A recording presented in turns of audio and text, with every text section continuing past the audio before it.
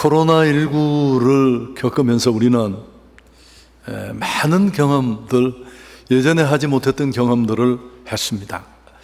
정말 늘 쓰는 표현대로 비일상적인 것들이 일상이 되었죠. 예를 들면 영상 예배, 과거에 상상이나 했습니까? 아니 어떻게 예배는 하나님의 전에 나와서 정말 대면에서 드리는 예배만이 예배라고 우리는 굳게 믿었습니다.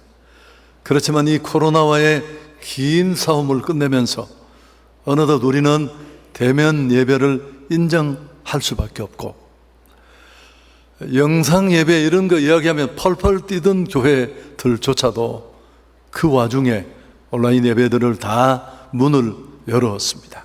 나름대로 애를 쓰고 간극을 메꾸려고 몸부림을 쳤습니다만, 그래도 돌아보면 너무 많은 것들을 이루었습니다. 약 30% 정도가 사라졌습니다.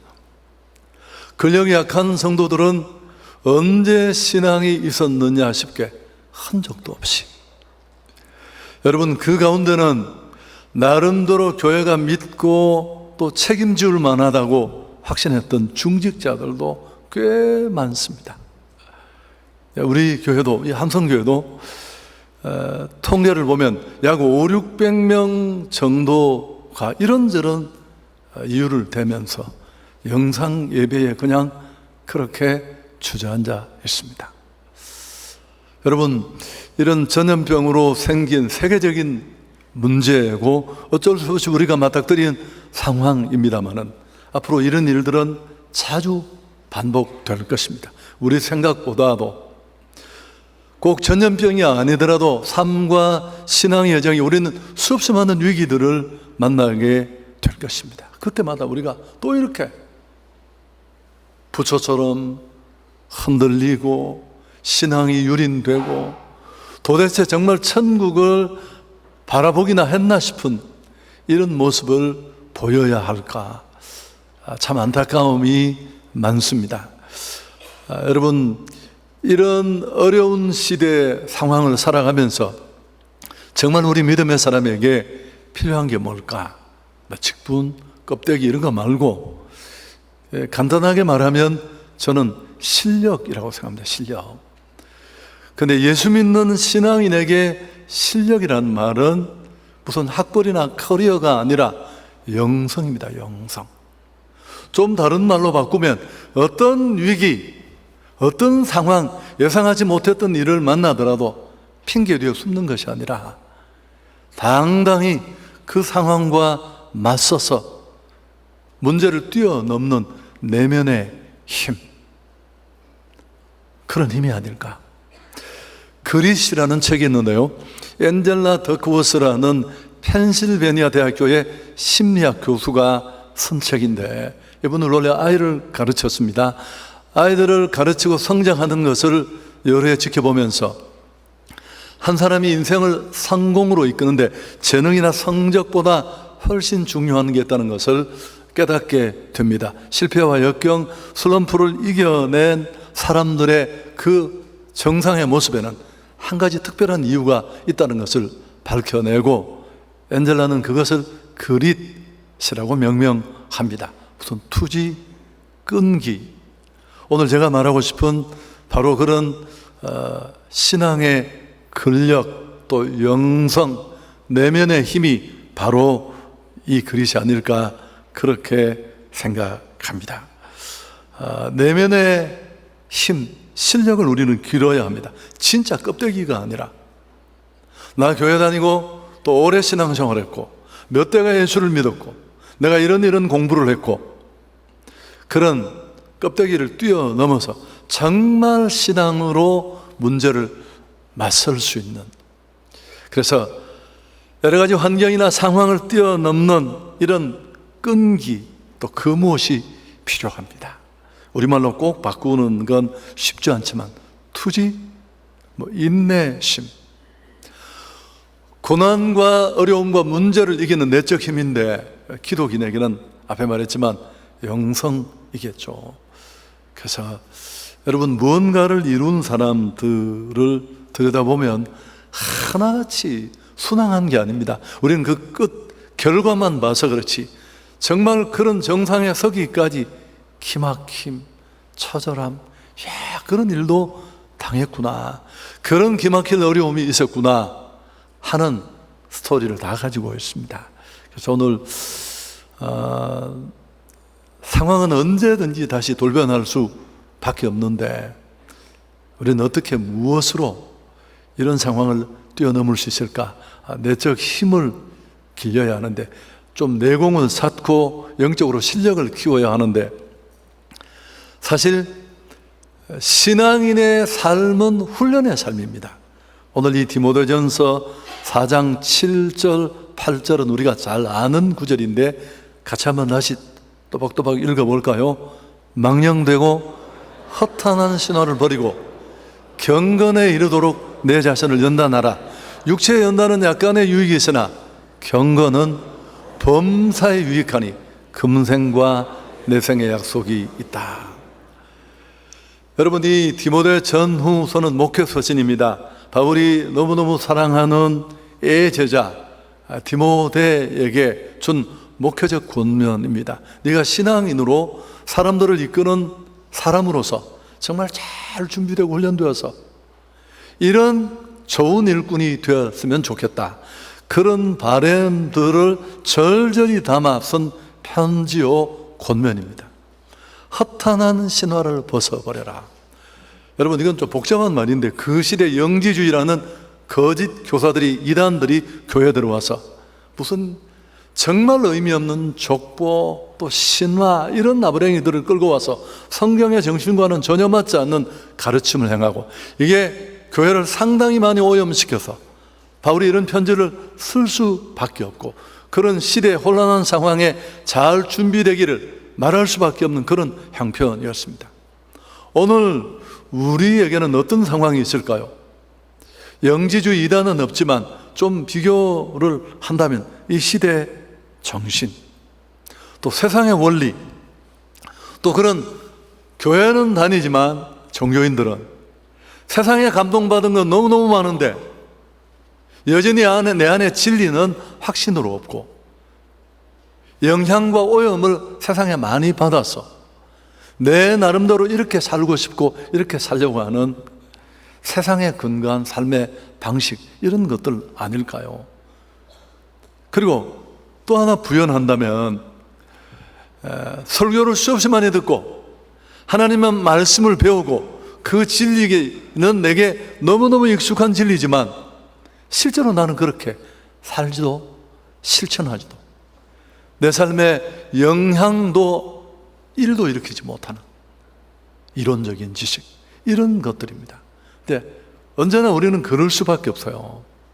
근데 이런 것들을 끊어내고 진짜 내면에 힘이 있는, 어떤 절망에도 하나님을 보여줄 수 있는 그런 내공 있는 신앙인이 되려면 반드시 훈련해야 합니다. 구원은 축복으로 받지만 이런 영성은, 이런 내면의 힘은, 경건은 같은 단어로 표현할 수 있을 텐데 훈련으로 됩니다.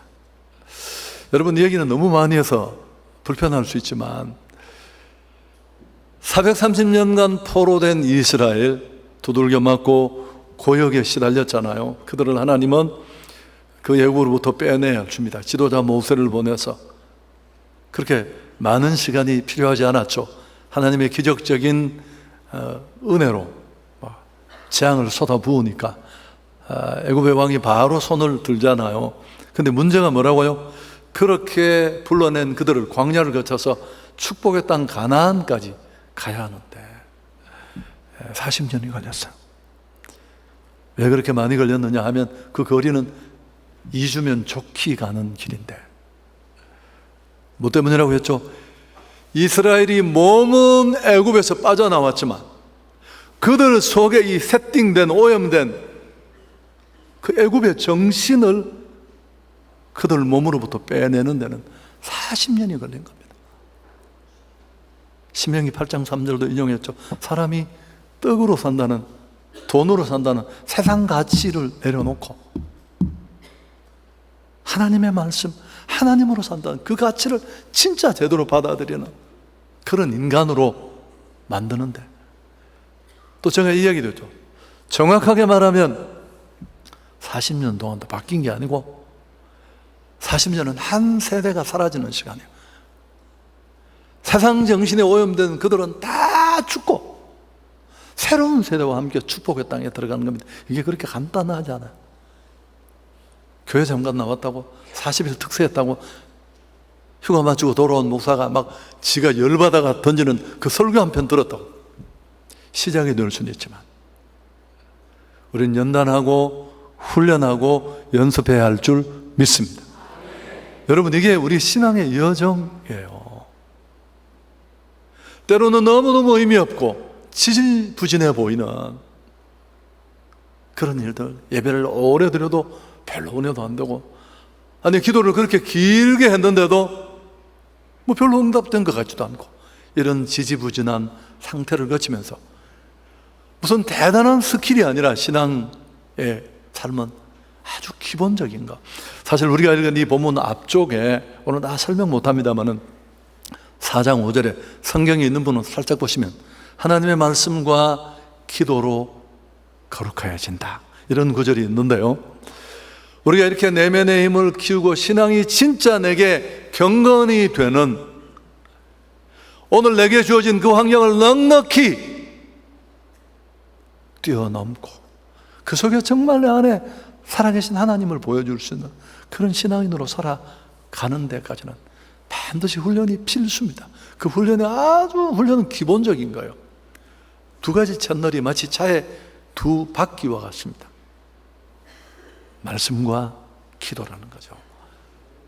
여러분, 성경을 읽고 듣고 배우고 묵상하고 내 삶의 원리가 되게 하고, 영성 생활의 가장 기본입니다. 이스라엘의 첫 번째 왕으로 선택받았던 사울이라는 왕, 괜찮은 사람이었습니다. 그러나 그는 진짜 왕이 계시고, 그저 이스라엘이 하도 왕 제도를 바라니까 하나님이 마지못해 용인한 신탁된 그저 왕일 뿐이에요. 그런데 그는 금방 착각하잖아요. 자기가 왕이라고. 기념비 세우고 폼 다 잡고 엉터리죠. 그래서 하나님은 그를 보좌에 끌어내리는데, 그 극단의 상황이 가기 전에 사무엘상 15장 1절에 보면 하나님의 사무엘을 다시 그에게 보내서 이렇게 말합니다. 사무엘이 사울에게 이르되 여호와께서 나를 보내어 왕에게 기름을 부어 그의 백성 이스라엘 위에 왕으로 삼으셨은즉 이제 왕은 여호와의 말씀을 들으소서. 당신 분위기 파악 좀 해야 된다. 진짜 왕은 하나님이시고, 아니 그 진짜 왕이 당신을 그냥 왕으로 세워서 당신이 왕 된 거 아니냐, 아니 내가 그 일을 하지 않았느냐, 그럼 당신은 이제 여호와의 말씀을 들어야 합니다. 아멘. 여러분, 사울이 여호와의 말씀을 안 들은 게 아니고, 사실은 더 정확하게 말하지만 들었지만 그렇게 살지 않았어요. 이게 우리의 문제입니다. 아는 것과 그렇게 사는 것은 간극이 커요. 그 사이 훈련, 연습이 필요하고요. 세상에 익숙하고 세상의 방식에 오염된 우리가 그렇게 간단하게 바뀌는 게 아니에요. 하나님은 그를 보좌에서 끌어내리면서 뭐라고 말했을까요? 왕이 여호와의 말씀을 버려서 하나님도 왕을 이스라엘 왕 되지 못하게 버린다. 여러분, 한국교회 오늘 이 혼란은 그 원인을 찾을 수 있는 곳이 한두 곳이 아니지만 하나님의 말씀을 아는 사람이 잘 없습니다. 많지 않아요. 설교를 듣지만 체계적으로 말씀을 깊이 내 내면의 실력이 될 수 있을 만큼 체득한 사람이 많지 않습니다. 더 문제가 뭔 줄 아세요? 영적 가방끈이 그렇게 짧은데 본인이 짧다는 걸 모른다는 사실. 여러분, 이게 얼마나 치명적인 줄 아시죠? 나는 모르는데 모르는 것조차 모른다. 그러니까 이거는 해결책이 없는 겁니다. 그리고 기도하는 것, 여러분 참 쉬운 것 같지만 정말 하나님을 내 삶의 앞자리에 두고 이건 영성과 경건의 알파요 오메가예요. 사실은 우리 신앙생활이 신앙의 인도를 받는 것인데, 하나님의, 나는 길을 모르니까 그 인도의 말씀과 기도라는 채널은 절대적이고, 이건 진짜 실력을 쌓는 한 스텝 한 스텝에 뺄 수 없는 건데, 여러분, 기도가 호흡처럼 내 삶에 착 달라붙어 있는 사람이 몇 명이나 될까요? 이건 말씀보다 훨씬 더 어려워요. 여러분, 제가 몸에 이렇게 운동을 안 빼먹고 하는데 25년이 걸렸어요. 이번 이 안식월 동안에 또 약간 이제 뭐 그런 장비 같은 게 다 갖추어지지 않으니까 좀 연결이 되지 않아서 어제 딱 토요일 날 돌아와서 제가 교육자 모임을 갖고 운동하는 시간에 딱 시작을 했습니다. 8가지를 하는데 누워서 엮기 드는 게 못 들겠더라고요. 한 세트를 하고 두 세트를 했는데 와, 다 할 수가 없어요. 목이 깔리든지 해야 되는데 어떻게 다 했습니다. 여러분, 영적으로 기도가 내 삶에 그렇게 딱 매일매일 소중한 시간을 하나님 앞에 드리면서 그게 내 삶의 루틴이 되고 태도가 되는 그런 삶으로 정착되는데, 영적인 일이라 두 가지 다 제가 노력 중이잖아요. 쉽지 않습니다. 진태현, 박시은이라는 신앙인 부부가 있더라고요. 우연히 이분들 간증을 봤는데, 탤런트인가요? 영화 배우인가요? 그런 분인데 얼굴도 좀 보여드렸으면 좋을 건데, 근데 이 남자분이 훨씬 신앙이 좋은 것 같아요. 이분들이 늦게 만나서 아마 여성이 연상인 것 같은데 가정을 꾸리고, 또 사실은 아주 가까운 1년쯤 전에 처음으로 늦게 아기를 가졌다가 낳지 못하고 유산한 큰 아픔. 여러분, 그 나이 들어서 결혼한 부부에게 그게 얼마나 큰 상처였을까요? 그런데도 당당하게 자기들 간증을 하면서 뭐 눈물도 짓지만 정말 내공이 느껴졌는데, 진태현이라는 분이 그러더라고요. 자기는 총각 때부터 새벽기도 안 빼먹었대요. 새벽기도를 하는 건 내 삶의 루틴이고, 교회에서도 충분히 집에서도 할 수 있지만 나는 하나님 앞에 나가서 내가 성경을 듣고 기도하면서 하루를 출발하는 것. 그래서 무슨 주연급 배우할 때 어려울 때만 자기는 교회를 찾는 게 너무너무 보기 싫어서 주연 배우를 할 그때 맨 시골에서 촬영을 마치고 2시간 차를 운전해 와서도 자기는 새벽 기도 한대요. 너무 좋고, 그건 하나님을 향한 나의 태도고, 여러분, 그 얼굴에 보이는 그 아픔을 가지고 있지만 그 아픔을 뛰어넘는 그 힘의 원인이 어디서 왔는가? 탤런트의 화려함이 아니라 착실하게 매일매일 쌓아온 그 내면의 힘이라는 것을 알 수 있었습니다. 노만 사우척은 기독교 영성을 이렇게 말했습니다. 주 예수님과 인격적인 교제 가운데서 경험하는 삶의 변화인데 이것은 하나님이 주시는 선물이다. 저는 좀 다르게 표현하고 싶은데, 구원은 선물이지만 영성은 훈련으로 만들어집니다. 내 안에 이 치열함이 있습니까? 코로나를 한번 만나봐야 알죠. 정말 하나님이 사라져버리는 것 같은 그 캄캄함 속에 진짜 한번 들어가 봐야지. 내 안에 진정한 그 무엇도 감출 수 없는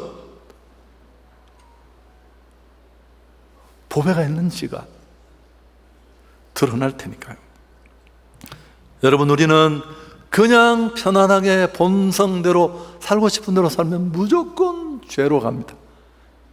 거의 자동으로. 왜? 우리는 그렇게 살아왔고 그건 우리 몸에 너무너무 잘 맞고요. 그러나 이런 본능에 이끌려 신앙을 다 팔아먹는 자리로 가지 않으려면 그 본성이 작동하기 전에 더 빠른 순간에 우리의 영성, 내면의 힘이 작동해야 될 줄 믿습니다. 여러분, 이건 자동으로 얻어지는 게 아니라 엄청난 훈련. 그 중국 영화에 보면 부모님 복수를 갚기 위해서 막 스승님 만나 팍팍팍 하는 거 피나는 노력. 그래서 내 몸이, 내 근육이 이걸 기억해야 되는 거죠. 손흥민 존이라는 데 딱 들어가면 저는 볼 때마다 느낀 막 100골 넣는 거 다 보여주고 이런 게 있잖아요. 보면 골대도 보지 않아요. 그냥 딱 공만 보고 그냥 차는 거예요. 그렇지만 골이 들어가잖아요. 요새는 잘 안 들어가는데 그 왜 그럴까요? 50번, 100번, 1000번을 한 거예요, 그걸. 여러분, 임윤찬이라는 피아니스트가 있습니다. 우리 한국 참 대단한 나라인데 반 클라이번 콩쿠르에서 최연소 우승을 했습니다. 이게 세계적인 대회예요. 18세 아이가.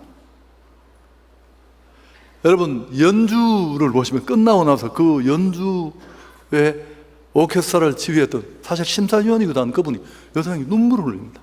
이 18살짜리 연주를 듣고, 그는 외국의 그 유수한 클래식 교육을 받은 사람이 아니고 순수한 국내파입니다. 한예종 출신이죠. 여러분, 한예종은 그 기능만큼은 사실 최고여야 들어갈 수 있는 곳이죠. 더 실력을 또 다른 부분까지 갖추면, 공부도 잘하면 서울대를 가지만, 많은 사람들이 그의 이 우승은 준결승에서 이미 끝이 났다, 악마적 기교를 요구한다는 리스트의 초절정 기교 연습곡, 내가 하도 난리를 쳐서 한번 봤는데 하여튼 손이 잘 안 보여요. 리스트가 다시 치지 않는 한 누구도 그렇게 추기가 쉽지 않다. 완벽하게 연주를 합니다. 어떻게 그렇게 되었을까요? 여러분, 이 한국의 최고 그 분야의 재능이 있는 친구가 500번, 1000번을 음대 들어갔다고 친구들은 까버리면서 미팅하고 난리를 칠 때, 제 생각이지만 500번, 1000번 계속.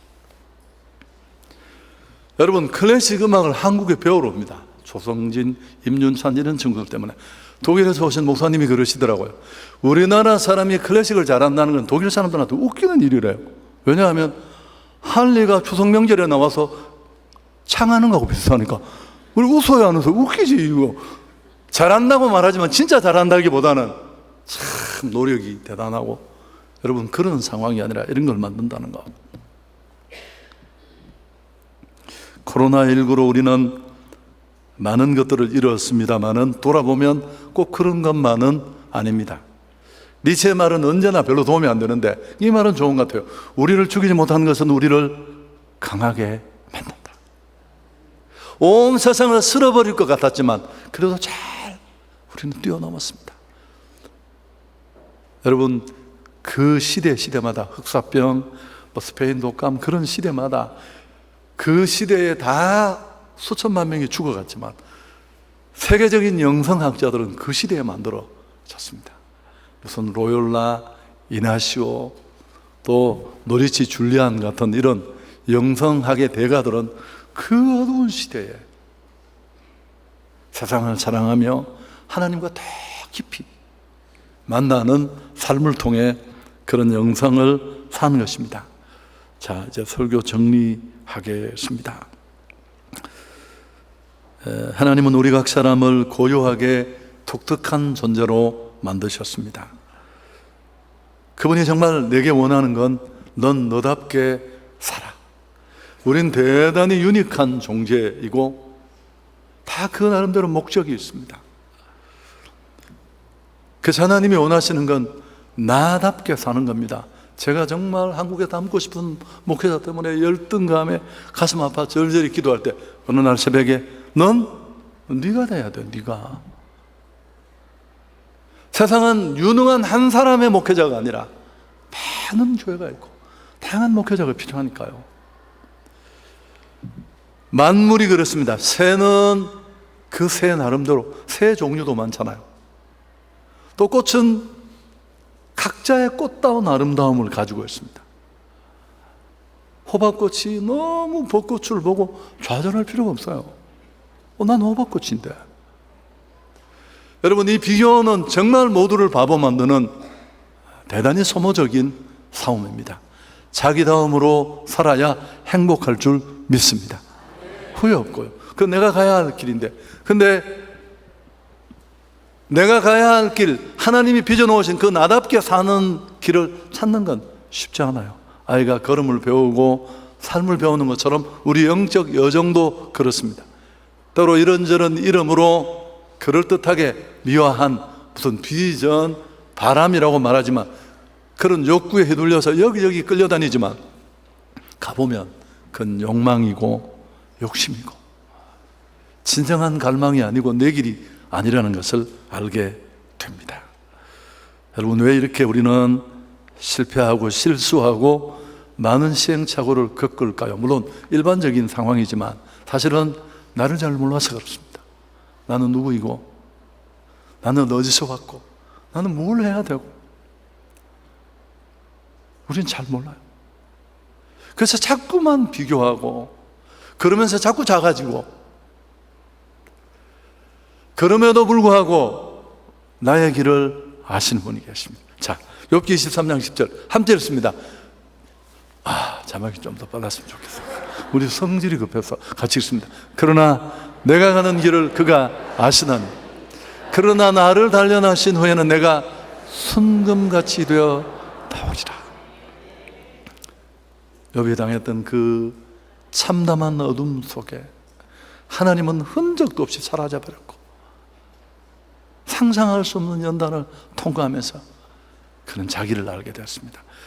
여러분, 놀라운 건 하나님을 알면 나를 알게 되는 거예요. 이게 진짜 신앙의 축복이에요. 아니, 내가 누구인지를 모르고 사는 인생, 이게 인생입니까? 무엇을 했든 무엇을 남겼든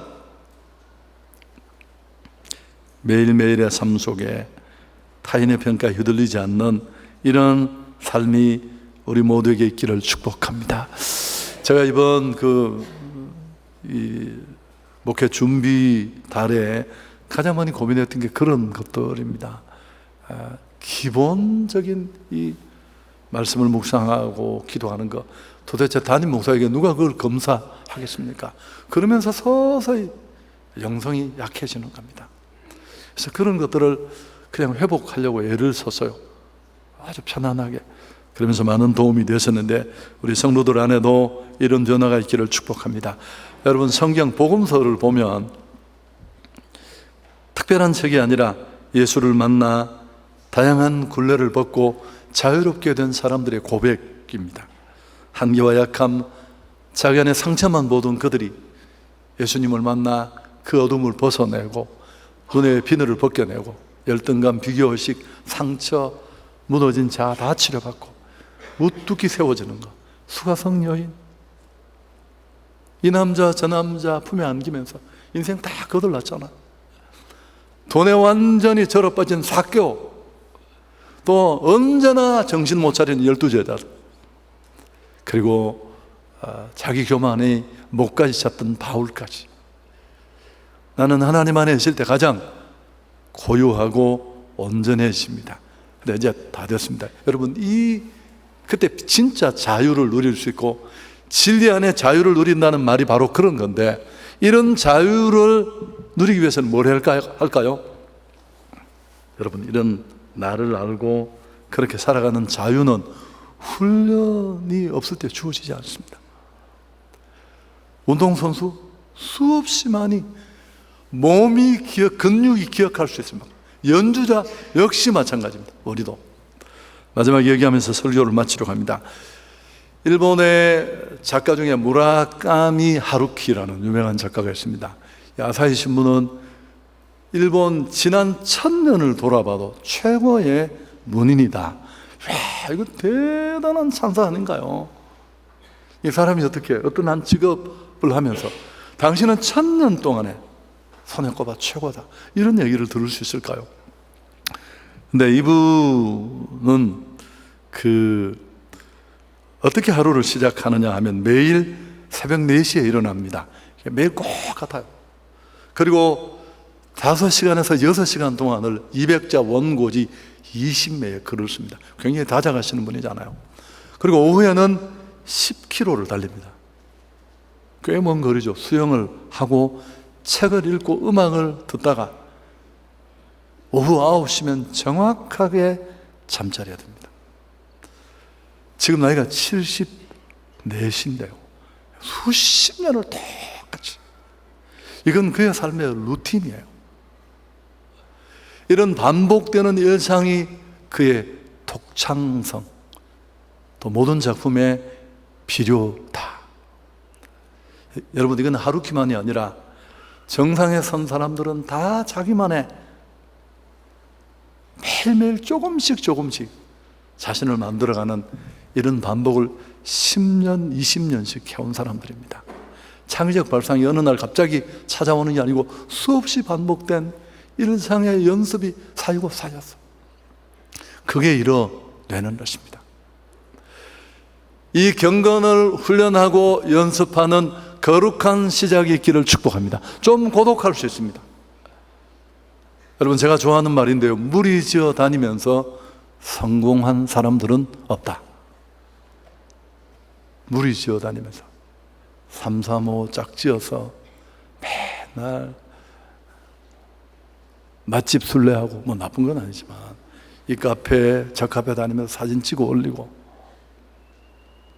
여러분, 그런 사람들이 무슨 맛집 책을 한 권 낼 수는 있겠지만 정말 세상을 이끄는 그런 일을 할 수 있을까요? 그렇지 않습니다. 정말 고독하게 아무도 주목하는 그 시간에 매일매일 가랑비에 어쩌듯이 조금씩 실력을 키워가는 사람들이라는 것.